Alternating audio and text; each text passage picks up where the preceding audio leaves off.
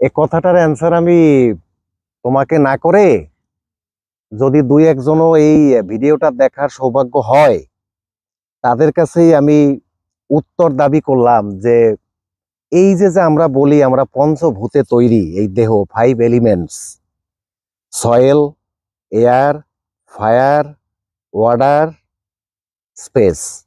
তার মধ্যে প্রধান উপাদান হচ্ছে এই যে সয়েল, এই যে মাটি। দেখো এখানে মাটি, কিছু পাতা আছে, বাট দেখো এখানে যে আমরা যে ঘাসগুলি বলি is completely organic energy. So first of all আমি যে এখানে সিট করছি ডাজ নট ম্যাটার কিভাবে সিট করছি, কোন আসনে, সুখাসন, পদ্মাসন, শবাসন, মৎস্যাসন, ভদ্রাসন, আসন কোনো ব্যাপার না।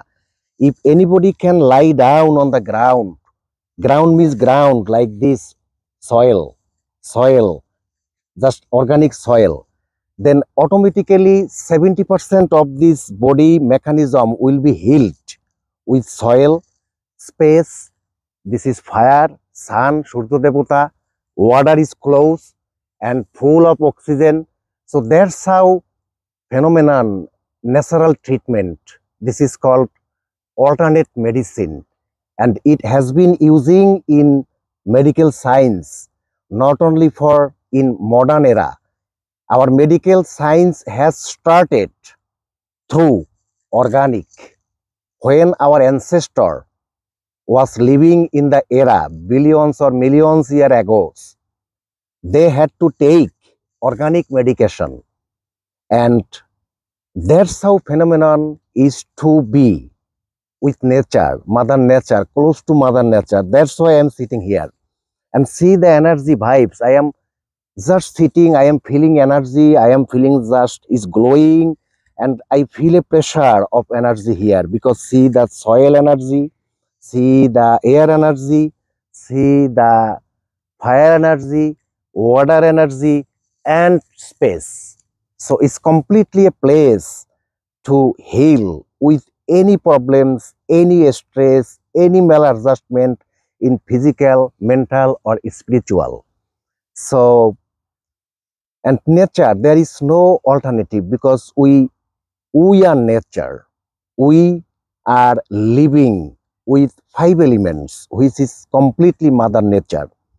We are not only part, we are a vital fruits of this mother nature.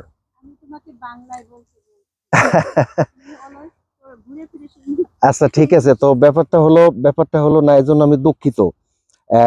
ব্যাপারটা হলো যে আমার পড়াশোনাগুলি এবং সবগুলো তো আনফরচুনেটলি ইংলিশে হয়েছে, যার কারণে ইনফরমেশন যখন আমি দিতে যাব 100% আমি বাংলায় লিখলে এখন আমি 100-র মধ্যে 80 পাবো। কথা বললে শুদ্ধ অশুদ্ধ মিলিয়ে বরিশাইল্লা নোয়াখাইল্লা মিলে ইজিলি একটা কিছু বলতে পারবো। তো আমি চেষ্টা করতেছি কথাটা বলার।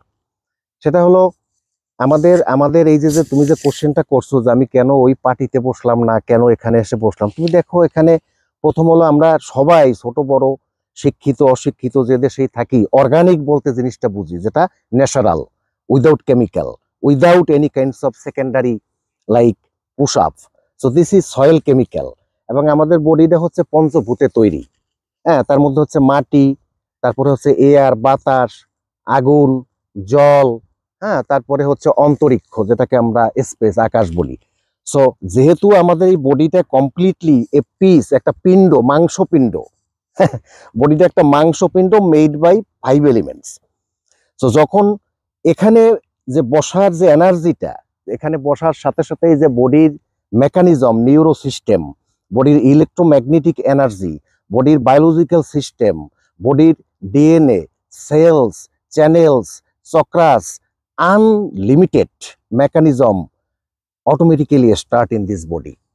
So this is the phenomenon যে আমরা বলি বাংলায় কথাটা, যে আমরা যখন আমাদের কোনো বিয়োগ হয়, স্পেশালি আমাদের মানব জন্মের সবচাইতে যে বড় দুঃখ সেটা হচ্ছে কোনো বিয়োগ, মাতৃবিয়োগ, পিতৃবিয়োগ, ভাই, নিজস্ব লোক মারা যাওয়া, হারানো। এছাড়াও বিভিন্নভাবে হয়, খাদ্যের অভাব, পারিবারিক কলহ, বিভিন্ন ধরনের জীবননাশক, বিভিন্ন ধরনের জীবনের ক্রাইসিস, সেসব সময়েও আমরা কিন্তু বলে থাকি যে আমার গায়ে আগুন ধরে গেছে, গায়ে খুব জ্বালা। তো এ নিয়ে বিভিন্ন গানও আছে। স্বামী বিবেকানন্দের একটা গান আছে যে আহ জুড়াইতে চাই কোথায় জুড়াই, কোথা হতে আসি কোথা ভেসে যাই। সো এটা যদি যারা বাঙালি যে আপনি জুড়াইতে চান, তার মানে আমরা যে যে অবস্থায় থাকি, আমি এমন কোটি কোটি শত শত কোটি টাকার বাঙালি চিনি, মানে উপরওয়ালা ভগবান সৃষ্টিকর্তার আশীর্বাদে চিনি, অনেকেই বলে যে ভাই আর কিছু চাই না, শুধু শান্তি চাই। আলটিমেটলি সে সারা জীবন 60-70 বছর টাকার পিছিয়ে দৌড়িয়ে অনেক টাকার পাহাড়, হাজার কোটি টাকা করে যদি বলে বিভাস আমি শুধু শান্তি চাই, তাহলে আলটিমেট এন্ড অফ দ্য ডেতে আমরা শান্তি চাই। তো শান্তি যদি আমার পাতায় মেলে, গাছে মেলে, আমার মাটিতে মেলে, why not grounding on the floor? So আমি আমি যেটা বলতে চাই যে আমরা কর্মজীবনে যে যাই হই না কেন, আমরা যদি সব সময় নিজেকে অনুভব করি যে আমি নেচারের একটা পার্ট, আমরা নিজেকে যেমন শাওয়ার করি, হ্যাঁ, এই দেহটাকে যেমন আমরা এভরিডে জল দিয়ে ধুয়ে যে যে ধর্মের হই, ক্লিন থাকি, হ্যাঁ, ঠিক তেমনি এই বডি এবং স্পিরিট, এবং স্পেশালি বডি মাইন্ড স্পিরিট, এটা ব্যালেন্সের জন্য আমাদের যে মেইন হাব, মেইন যে নেটওয়ার্ক, মেইন যে চ্যানেল, সেটা হচ্ছে মাদার নেচার। হ্যাঁ, সেই মাদার নেচারের কাছে আমাদের যে কোনোভাবেই হোক জড়িত থাকা উচিত। না হলে বৃক্ষরোপণ করা উচিত, গার্ডেনিং করা উচিত, মাটি খোঁড়াখুড়ি করা উচিত, কোনো কাজ না থাকলে খালি পায়ে ঘাসের উপরে হাঁটা উচিত, জলে যাওয়া উচিত। শুধুমাত্র আমাদের ট্যাপের জলেই স্নান করলে হবে না, একটু জলে গিয়ে হাত মুখ ধুয়ে যে যে ধর্মের হই সুন্দরভাবে ক্লিন থাকা, এগুলির যে কত উপকারিতা। হ্যাঁ, প্রবলেম আমাদের জীবনে থাকবে, আমরা অনেকেই বলতে পারি এত সময় কোথায়, হ্যাঁ, বাগানে যাওয়ার জলে যাওয়ার, মাটিতে যাওয়ার।